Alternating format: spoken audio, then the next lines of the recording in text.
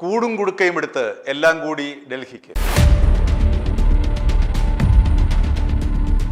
UDF വിജയിച്ചതിന് ശേഷം നമുക്കറിയാമല്ലോ, മുഖ്യമന്ത്രി ചർച്ചയുമായി ബന്ധപ്പെട്ട് എന്തെല്ലാം കോലാഹലങ്ങളും കോപ്രായങ്ങളുമാണ് നടന്നത്. തെരഞ്ഞെടുപ്പ് റിസൾട്ട് വരുന്നതിന് മുൻപ് തന്നെ മുഖ്യമന്ത്രിക്കായുള്ള വടംവലി തുടങ്ങി. KC വേണുഗോപാൽ ഒരു വഴിക്ക്, രമേശ് ചെന്നിത്തല ഒരു വഴിക്ക്, VD സതീശൻ ഒരു വഴിക്ക്.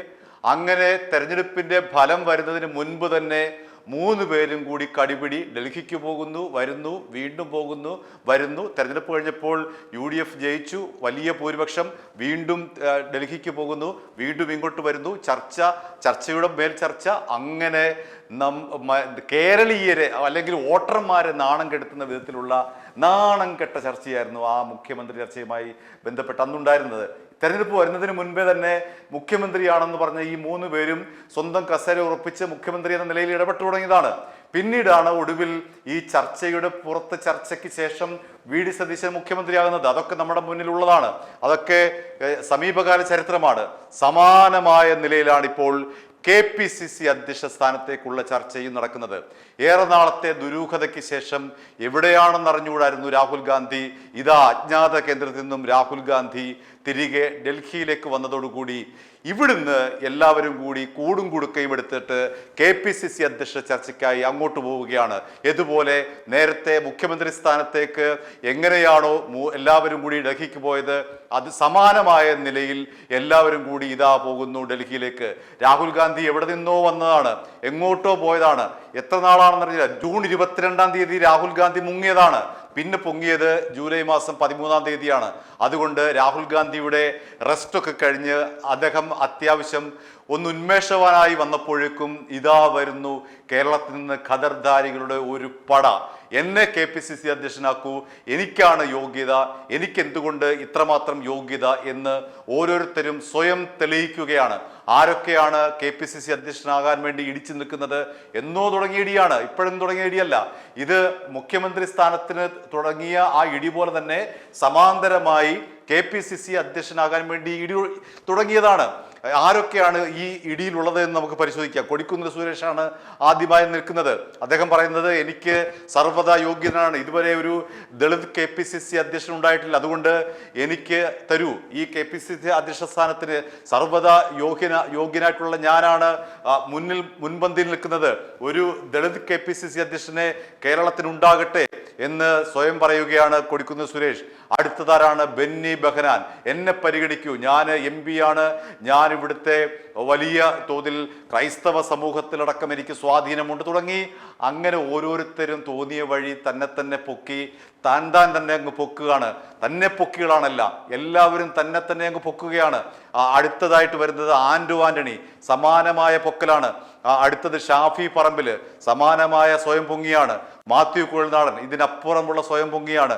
ജോസഫ് വാഴക്കൻ ഇതാ വരുന്നു, ഞാൻ പോസ്റ്റർ വരെ അടിച്ചതാണ് ഇലക്ഷന് നിൽക്കാൻ വേണ്ടി, പക്ഷെ എന്നെ പാർട്ടി ചതിച്ചു, ഇനിയെങ്കിലും എന്നെ ഒന്ന് പരിഗണിക്കൂ, എന്നെ ഒന്ന് KPCC കസേരയിരിക്കൂ. എൻ്റെ എത്രയോ ബാനറുകളാണ് വെറുതെ അടിച്ചു കളഞ്ഞ. 2-3 ലക്ഷം രൂപയുടെ ബാനർ ഞാൻ അടിച്ചു വെച്ചു, പക്ഷെ എനിക്ക് സ്ഥാനാർത്ഥിത്വം കിട്ടിയില്ല, എന്നെ KPCC അധ്യക്ഷ സ്ഥാനത്തെങ്കിലും പരിഗണിക്കൂ എന്ന് കരയുന്നത് ജോസഫ് വാഴക്കനാണ്. അടുത്തത് വരുന്നു രാജ്മോഹൻ ഉണ്ണിത്താൻ. ഞാനാണ് സീനിയർ, ഏറ്റവും വലിയ സീനിയർ ഞാനാണ്, എനിക്കിവിടെ താഴേക്കിടയിലുള്ള അണികൾക്കിടയിൽ പ്രസംഗിച്ചും പ്രവർത്തിച്ചും പരിചയമുള്ള ആളാണ്, എന്നെ എന്തുകൊണ്ടാക്കിക്കൂടാ എന്ന് രാജ്മോഹൻ ഉണ്ണിത്താൻ ചോദിക്കുന്നു.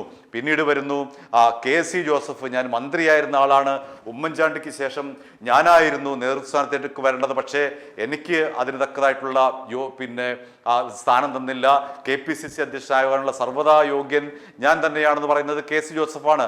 അടുത്തത് വരുന്നു MM ഹസൻ. ഞാൻ രാജ്മോഹൻ ഉണ്ണിത്താനെ പോലെ സീനിയർ ആയിട്ടുള്ള നേതാവാണ്, എനിക്കെന്തുകൊണ്ട് KPCC അധ്യക്ഷ സ്ഥാനം തന്നുകൂടാ. പിന്നീട് ആരാ വരുന്നത്? VS ശിവകുമാർ. എന്നെ ഇത്തവണ പാർട്ടി ചതിച്ചു, എന്നെ നിർത്തി, എനിക്ക് വേണ്ട വിധത്തിലുള്ള പരിഗണന തെരഞ്ഞെടുപ്പിൽ തന്നില്ല. അങ്ങനെ തുടങ്ങി VS ശിവകുമാറിന്റെ പരാധീനത. ഞാൻ നേരത്തെ മന്ത്രിയായിരുന്നു, എനിക്ക് ജനങ്ങൾക്കിടയിൽ വലിയ സ്വാധീനമാണ്, എനിക്ക് പ്രവർത്തകർക്കിടയിൽ വലിയ സ്വാധീനമാണ്. അങ്ങനെ VS ശിവകുമാർ ഒരു വഴിക്ക്, എല്ലാവരും തന്നെ പൊക്കി self marketing, self PR work ഇങ്ങനെ നടത്തിക്കൊണ്ടിരിക്കുന്നു. ആരുടെ മുന്നിലാണ് നടത്തുന്നത് എന്നുള്ളതാണ് ഏറ്റവും രസകരം. ഇതുവരെ പിക്ചറിലേ ഇല്ലാതിരുന്ന രാഹുൽ ഗാന്ധിയുടെ മുന്നിലാണ് എല്ലാവരും വന്നിട്ട് ഈ പറയുന്ന പറയുന്നത് പോലെ ഞാൻ വലിയ സംഭവമാണ് എന്ന് നിരത്തുന്നത്. രാഹുൽ ഗാന്ധി ഇതൊക്കെ കേട്ടിരിക്കുകയാണ്. രാഹുൽ ഗാന്ധിക്കൊന്നും അവസാന തീരുമാനമെടുക്കാൻ കഴിയുന്നില്ല. രാഹുൽ ഗാന്ധിയുണ്ട്, കേരളത്തിന് ചുമതലയുള്ള ദീപാദാസ് മുൻഷിയുണ്ട്, അതേപോലെ പാർട്ടിയുടെ ദേശീയ അധ്യക്ഷനായിട്ടുള്ള മല്ലികാർജുന ഖാർഗെ ഉണ്ട്, പ്രവർത്തക സമിതി അംഗമായിട്ടുള്ള AK ആന്റണി ഉണ്ട്. ഇവരുടെ മുന്നിലാണ് ഓരോരുത്തരും എന്ന് പറയുന്നത് എന്നെ പരിഗണിക്കൂ, എന്നെ പരിഗണിക്കൂ, എന്നെ പരിഗണിക്കൂ എന്ന്. ഏതായാലും ഈ കാര്യത്തിൽ പാർട്ടി നേതൃത്വത്തിന് വലിയ തോതിലെ ഒരു തലവേദന തന്നെ ഉണ്ട്. കാരണം ഇതിൽ നിന്ന് ആരെയാണ് എടുക്കേണ്ടത്? ജോസഫ് വാഴയ്ക്ക് പ്രധാനമായും പറയുന്നത് ഇതിലെ കുറച്ചുപേർ MP-മാരാണ്, അവരെ പരിഗണിക്കരുത്. പാർട്ടിക്ക് ഒരു സ്ഥാനമേ ഒരു സമയത്ത് ഒരാൾക്ക് നൽകാൻ പാടുള്ളൂ. MP-മാർ അവരുടെ ഉത്തരവാദിത്വം നിറവേറ്റട്ടെ. MP-മാരല്ലാത്ത ഞങ്ങളൊക്കെ ഉണ്ടല്ലോ ഇവിടെ കാര്യങ്ങൾ നോക്കാൻ, അതുകൊണ്ട് ഞങ്ങൾക്ക് തരൂ എന്നുള്ള വാദഗതി ഉന്നയിക്കുന്നവരാണ് ജോസഫ് വാഴക്കൻ അടക്കമുള്ളവർ. രമേശ് ചെന്നിത്തലയ്ക്ക് ഒപ്പം നിൽക്കുന്ന ആളാണ് ജോസഫ് വാഴക്കൻ. അങ്ങനെ ഓരോ നേതാവിൻ്റെയും അടുപ്പക്കാരാണ് ഓരോരുത്തരും എന്ന നിലയിൽ. KC വേണുഗോപാലിന്റെ അടുപ്പക്കാരനാണ് എന്ന നിലയിലാണ് മാത്യു കുഴൽനാടൻ ഉയർന്നു വരുന്നത്. അദ്ദേഹം പറയുന്നത് എനിക്കെന്തുകൊണ്ട് KPCC അധ്യക്ഷ സ്ഥാനത്തേക്ക് വന്നുകൂടാ എന്ന നിലപാടാണ് മാത്യു കുഴൽനാടൻ ഉന്നയിക്കുന്നത്. അങ്ങനെ ഓരോരുത്തരും തന്നെ പൊക്കിക്കൊണ്ട് ഞാനാണ് വലുത്, ഞാനാണ് വലുത്, ഞാനാണ് വലുത് എന്ന് പറഞ്ഞുകൊണ്ട് ഇങ്ങനെ ഡൽഹിയിലേക്ക് പൊക്കൊണ്ടിരിക്കുകയാണ്. നേരത്തെ തന്നെ ജോസഫ് വാഴയ്ക്ക് 2-3 തവണ അവിടെ പോയി കെട്ടിക്കിടന്നതാണ്, പക്ഷെ ഒന്നും നടന്നില്ല. ഇപ്പോൾ വീണ്ടും എല്ലാം കൂടി കൂടും കുടുക്കയും എടുത്തിട്ട് വീണ്ടും ഇതാ പോകുന്നു. രാഹുൽ ഗാന്ധി വന്നപ്പോൾ രാഹുൽ ഗാന്ധിയുടെ മുന്നിൽ ആളാകാൻ വേണ്ടി ഓരോരുത്തരും തങ്ങളുടെ ബയോഡാറ്റ ഇങ്ങനെ ചീട്ട് ഇടുന്നത് പോലെ ഇട്ട് കൊടുക്കുകയാണ് രാഹുൽ ഗാന്ധിയുടെ മുന്നിലോട്ട്. എങ്ങനെയുണ്ട്, ഞാൻ എങ്ങനെയുണ്ട് എന്ന രീതിയിൽ ചീട്ട് കളിക്കുന്നത് പോലെ ബയോഡാറ്റ ഇട്ട് കൊടുക്കുകയാണ്. ഇനി ആരാണ് ഇതിനകത്ത് വരാൻ പോകുന്നതെന്ന് ആർക്കും അറിയില്ല. കാരണം എല്ലാവരും കിടന്ന് കുഴയുകയാണ്. ഒരു കാര്യം മാത്രം എല്ലാവരും പറയുന്നു, VM സുധീരനെ പോലുള്ള ഒരാളെ കൊണ്ടുവരരുത് മാത്രമാണ് എല്ലാവരും നെഞ്ചത്ത് കൈവച്ച് പറയുന്നത്. ദയവ് ചെയ്ത് അങ്ങനെ ഒരാളെ കൊണ്ടുവരരുതെന്ന് പറയുന്ന അവരാണ് മുഴുവൻ പേരും. കാരണം നമുക്കറിയാമല്ലോ, ഉമ്മൻചാണ്ടി ഭരിച്ചപ്പോൾ KPCC അധ്യക്ഷനായിരുന്നു VM സുധീരൻ. VM സുധീരൻ ഉണ്ടാക്കിയ പൊല്ലാപ്പ് ചെറുതല്ല.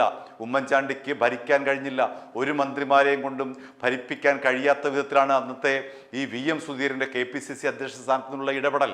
അത്തരമൊരു ഏടാകൂടത്തെ ദയവ് ചെയ്ത് കൊണ്ടുവരരുത്. ആരായാലും അങ്ങനെ ഒരു ഏടാകൂടം വരരുത് എന്നാണ് VD സതീശനും രമേശ് ചെന്നിത്തലയും ആഗ്രഹിക്കുന്നത്. അവർക്ക് സ്വസ്ഥമായിട്ട് ഭരിച്ചു പോകണം. അതുകൊണ്ട് VM സുധീരനെ പോലുള്ള ഒരു ഏടാകൂടത്തെ കൊണ്ടുവന്ന് വെച്ച് കഴിഞ്ഞാൽ ഭരണം ഒരു വഴിക്ക് പോകും, പാർട്ടി ഒരു വഴിക്ക് പോകും, തമ്മിൽ തല്ലാകും. അതുകൊണ്ട് അത്തരമുള്ള ഒരാളെയും VD സതീശനും പിന്താങ്ങുന്നില്ല, KC വേണുഗോപാലും പിന്താങ്ങുന്നില്ല, രമേശ് ചെന്നിത്തലയും പിന്താങ്ങുന്നില്ല. സ്വസ്ഥമായിട്ട് പാർട്ടിയുടെ കാര്യങ്ങൾ വെടിപ്പായി കൊണ്ടുപോകാൻ കഴിയുന്ന ഒരാളെയാണ് ഇപ്പോൾ KPCCക്ക് ആവശ്യം. സണ്ണി ജോസഫിനാണെങ്കിൽ ഇപ്പോൾ മന്ത്രിസ്ഥാനമുണ്ട്. അദ്ദേഹത്തിന് KPCC അധ്യക്ഷ സ്ഥാനം കൂടെ ഒരുമിച്ച് കൊണ്ടുപോകാൻ വളരെയധികം ബുദ്ധിമുട്ടുണ്ട്. അദ്ദേഹം ആഴ്ചയിൽ 1-2 ദിവസം ഇന്ദിരാഭവനിൽ ജസ്റ്റ് വന്ന് പോവുകയാണ് ഇപ്പോൾ ചെയ്യുന്നത്. അദ്ദേഹത്തിന് 2 ഉത്തരവാദിത്വം കൂടി ഒരുമിച്ച് കൊണ്ടുപോകാൻ കഴിയില്ല. അവിടെയാണ് ജോസഫ് വാഴക്കനെ പോലുള്ളവർ പറയുന്നത് ഒരു കാരണവശാലും ഇപ്പോൾ നിലവിൽ എന്തെങ്കിലും ഭാരവാഹിത്വം ഉള്ളവരെ പരിഗണിക്കാതെ ഭാരവാഹിത്വം ഇല്ലാത്തവരെ പരിഗണിച്ചെങ്കിൽ മാത്രമേ ഒരു ഫുൾ ടൈം KPCC അധ്യക്ഷനെ ലഭിക്കുകയുള്ളൂ എന്നാണ്. അത്തരത്തിലുള്ള ഒരു തീരുമാനം ഉണ്ടായിക്കഴിഞ്ഞാൽ നിലവിൽ MP ആയിട്ടുള്ള കൊടിക്കുന്നിൽ സുരേഷിന്റെ അടക്കമുള്ള വാദഗതികളെ നേതൃത്വം തള്ളിക്കളയുകയും സ്വതന്ത്രമായി നിൽക്കാൻ ശേഷിയുള്ള ഒരാളെയും അതേസമയം തന്നെ പാർട്ടിക്ക് താഴേക്കിടയിലുള്ള പ്രവർത്തകരുമായി ബന്ധം സ്ഥാപിക്കാൻ കഴിയുകയും ചെയ്യുക, അല്ലെങ്കിൽ അങ്ങനെ കഴിവുള്ളതുമായിട്ടുള്ള ഒരു നേതാവിനെയായിരിക്കും നേതൃത്വം തീർച്ചയായിട്ടും KPCC അധ്യക്ഷ സ്ഥാനത്തേക്ക് നിയമിക്കുക. അതാരാണ് എന്നുള്ളത് ഏതാനും ദിവസങ്ങൾക്കകം തന്നെ നമുക്ക് അറിയാൻ കഴിയും. i2i News, an eye for truth. i2i News subscribe ചെയ്തിട്ടില്ലാത്തവർ ഇപ്പോൾ തന്നെ സബ്സ്ക്രൈബ് ചെയ്യുക. നോട്ടിഫിക്കേഷൻ ലഭിക്കുവാൻ ബെൽ ബട്ടണും അമർത്തുക.